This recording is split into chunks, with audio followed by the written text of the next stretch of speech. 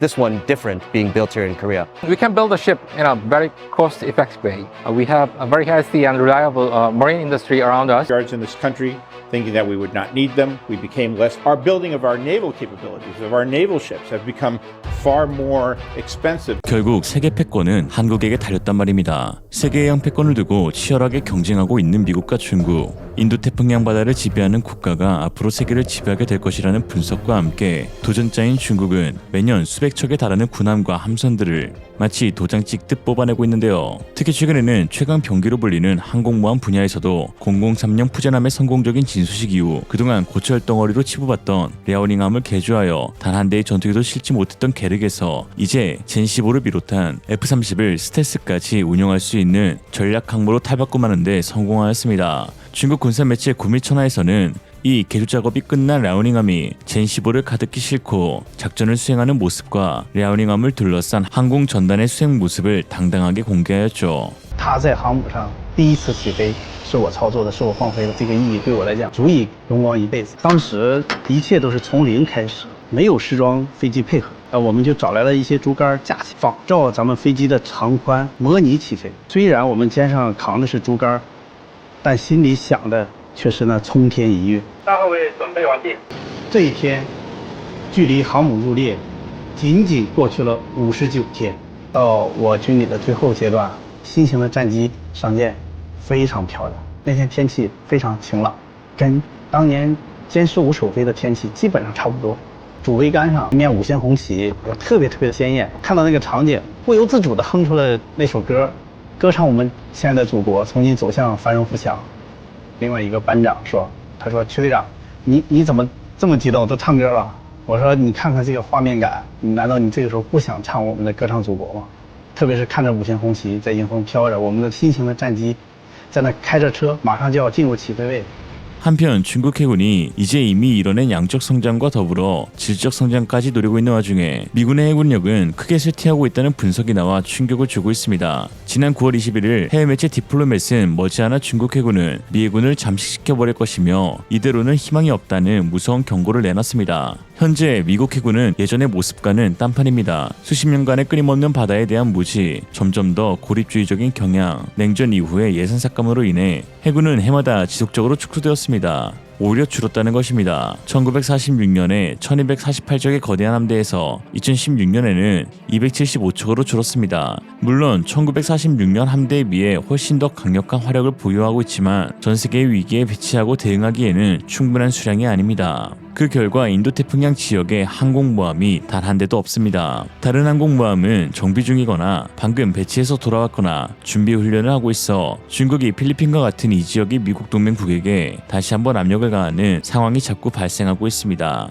더 큰 문제는 이 선박 부족 문제를 해결하는 것이 미국 조선소에게는 더 많은 선박을 주문하는 것만큼 간단하지 않다는 것입니다. 일할 노동자도 충분하지 않습니다. 결과적으로 미국 해군 군함의 40% 미만만이 예정된 수리를 겨우 완료했고 거의 모든 새로운 조선 프로그램이 1에서 3년 지연되었습니다. 이에 매체가 말하는 정답은 하나로 서태평양의 동맹에게 있습니다. 한국입니다. 그들은 엄청난 조선 능력을 가지고 있으며 중국과의 승부에서 이미 이기고 있습니다. 특히 한국은 이미 자국 해군을 위해 이지스 구축함을 건조한 능력을 입증했습니다. 워싱턴은 과감한 조치를 취하지 않으면 중국을 상대로 계속 미 해군이 위축될 수밖에 없다는 걸 깨달아야 합니다. 라고 하죠. 이처럼 심화하는 중국 해군의 위협으로 인해 대안은 대안밖에 없다는 분석이 나오고 있는 것인데요. 언론들뿐만 아니라 미국 고위 정치 인사들 역시 한국의 도움을 받아야 패권 유지가 가능하다는 시각을 보내고 있습니다. 커트 캠벨 미국 국무부 부장관은 지난 18일 미국 역사상 가장 심각한 도전이라며 지금은 해군의 시간이고 해군 역량을 강화하기 위해 한국과 손잡아 건조 역량을 늘리는 것이 향후 10년간 해야 할 가장 중요한 일이라고 덧붙였습니다. 커트 캠벨 부장관이 다소 호들갑스럽게 말했던 이유는 결국 해군에서의 양적 우세는 전시의 중요한 이점으로 작용하기 때문입니다. 미 싱크탱크가 발간한 최근 보고서에 따르면 세계전사에서 규모가 더 큰 국가가 승리한 경우가 28번 중 무려 25번에 달하였습니다. 그러니 이순신 장군이 수중 열세에서 23전 23승을 해낸 것은 레전드 오브 레전드인 것이죠. 즉 다시 말해 미중 세계 해양 패권에서 양적인 우위는 결국 가장 중요한 포인트이고 이에 미국이 새로운 군함 건조와 기존 함선의 MRO 사업에 패권 여부가 달렸다는 것입니다.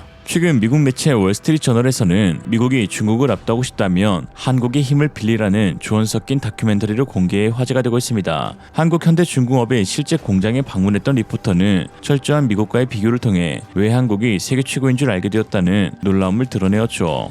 간만에 국뽕 제대로 차오르는 외신 기사였습니다. This is More expensive because there are far fewer shipyards that actually build our Navy ships. Hyundai Heavy Industries recently signed an agreement to allow U.S. naval hulls to be repaired in South Korea. 이처럼 현재 한국과의 협력은 미국 조선업 재건의 필수 요소로 지목되고 있습니다. 하나오션이 지난 6월 미국 필라델피아의 필리조선소 지분 100%를 1억 달러 약 1380억에 사들이자 카를로스 델토로 미국 해군성 장관이 곧장 해군 홈페이지에 한화의 필리조선소 인수는 우리의 새로운 해양치국의 판도를 뒤집는 중요한 사건이라는 성명서까지 올렸습니다. 한화는 미 해군 사령부와 함정정비협약 MSRA를 체결했는데요. 이는 한국 최초였죠. MSRA는 미 정부가 높은 유지, 보수 품질과 기술을 갖춘 조선업체와 맺는 인증 협약으로 하나오션은 앞으로 5년간 미 해군이 규정한 함정에 대한 MRO 사업 입찰에 공식 참여할 수 있는 자격을 획득하게 되었습니다. 이 밖에 H현대중공업, H한국조선해양, SK 등도 내년에 본격적인 미 해군 MRO 사업 참여가 점쳐지는데 글로벌 시장조사기관 모두 인텔리전스에 따르면 세계 해군 함정 MRO 시장 규모는 올해 577억 6천만 달러, 80조 원으로 관측되는데요. 이 중 미국 함정 MRO 규모만 매년 약 20조 원 규모로 추산됩니다. 미국 사업에서 MRO가 치중된다면 동남아시아는 새로운 한국의 군함을 발주하는데 애쓰고 있습니다. 특히 필리핀은 중국의 남중국해 폭정에 대응하기 위해 HD 현대중공업의 호위함 2척, 초기함 2척, 원해 경비함 6척 등 10척의 함정을 발주한 바 있는데요. 최근 3200톤급 필리핀 초기함 1번함인 미겔 말바르함의 진수식이 6개월 앞당겨져서 열렸고 2차 현대화 사업의 12척 호위함 역시 한국에서 발주할 가능성이 매우 높은 상황입니다. 이런 걸 두고 중나한대라 하죠. 중국이 나댈수록 한국이 대박난다. 2022년 러우 전쟁을 통해서 한국 방산업체가 눈부신 성장을 이뤄낸 것처럼 미중 패권 전쟁 속에서 한국 방산업체들은 이전과 비교할 수 없을 정도로 엄청난 성장을 이뤄낼 것으로 보입니다.